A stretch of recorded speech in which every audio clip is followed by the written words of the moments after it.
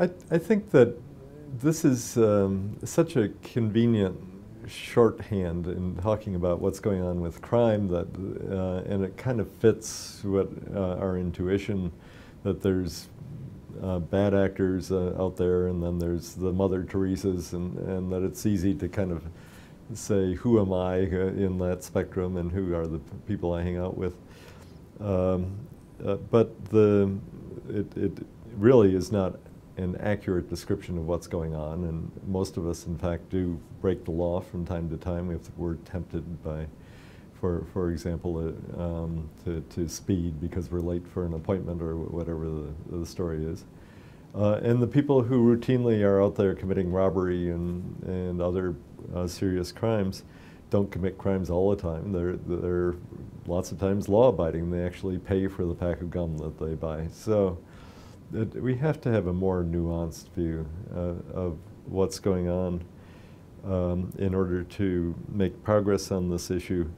And it's a difficult sell to the public. I mean, the notion that there's a bunch of bad guys, that's what causes the crime that we know of, and the answer is lock them up or deport them, is so appealing because it seems obviously correct and that it's going to succeed in what we're trying to do here.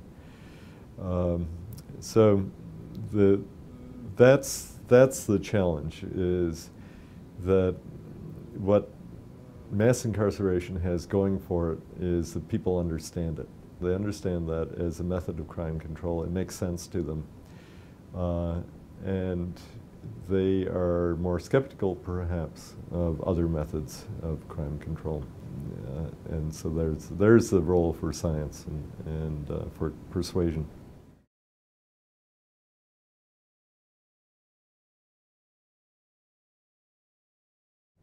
So I think that a more comprehensive approach is what's needed. That we need to think of crime as a very complicated set of interactions. That the crime control is not going to be one single magic bullet. It's going to be a portfolio. We have to figure out what belongs in the portfolio in order to make sure that we're using the right amount of all of the different levers that are available to us. And some of those crime control levers are to try to do a better job in investing in children and reducing criminal propensity on the part of the public.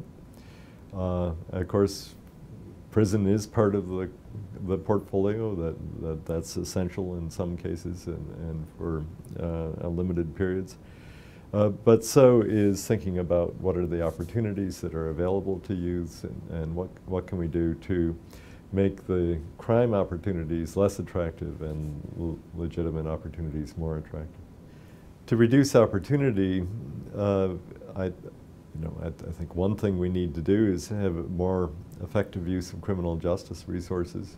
I think we know that the police can be used very effectively, and that they, far more than prison, look like a good investment in terms of reducing crime. Anything that creates a sense that crime doesn't pay and that it's going to result in arrest and punishment. But it doesn't have to be severe punishment. I think that's what we are wasting our money on, is very long prison sentences. That doesn't increase the deterrent. I think it's important to look at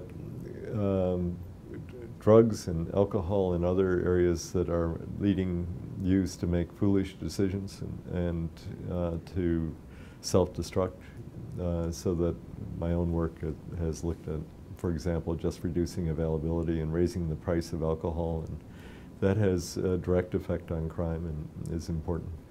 And then to take better advantage of the fact that the private sector is the front lines when it comes to limiting criminal opportunity. So private individuals and businesses are all in the business of avoiding victimization and avoiding crime and preventing it. But we don't always do enough or enough of the right thing. in that area, and with a little nudging on the part of policy, we could make it much more effective.